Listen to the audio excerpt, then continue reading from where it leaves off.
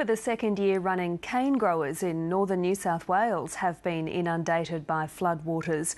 Flooding can drive farmers out of the industry, but growers south of the border have access to a planting scheme which offers them a sweet deal. Here's Tom Forbes. Robert Quirk is assessing the damage to his crop.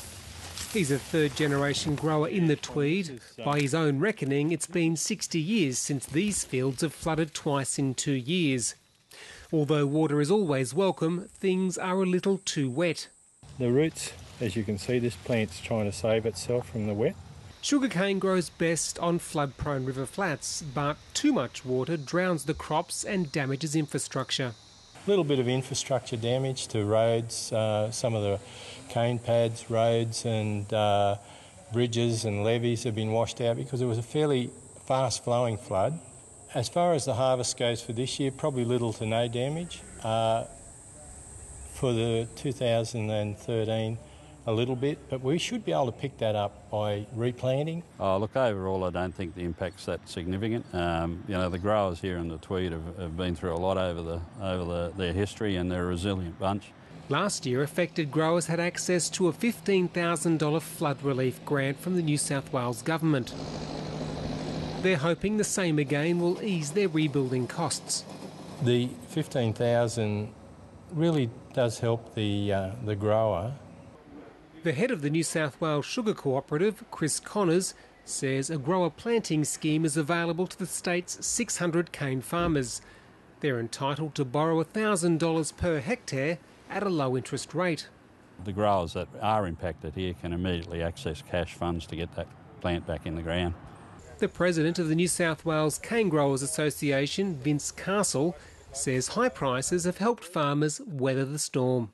The last couple of years we've had these rain events, but we've had very good sugar prices, and that's been a big help. If we had low prices as well, we would have felt it more. The high sugar price has also attracted interest from overseas investors wanting to buy into the industry. At the end of the day, it's all about sugar, it's about food, and it's a pity the rest of Australia isn't seeing the same thing as what overseas companies are seeing here. But cane growers in New South Wales are reluctant to follow the Queensland model. The growers would welcome investment coming into the industry, but only on the basis of 50-50. It would not be like the Queensland mills where overseas countries take them over and own all the milling operations.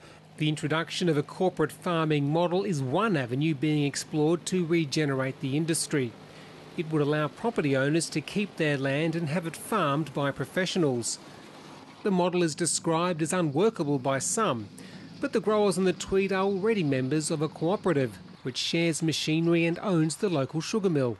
This is a very nice little socialist industry where the more cane my neighbours grow, so I help my neighbours as much as possible, the more money I make.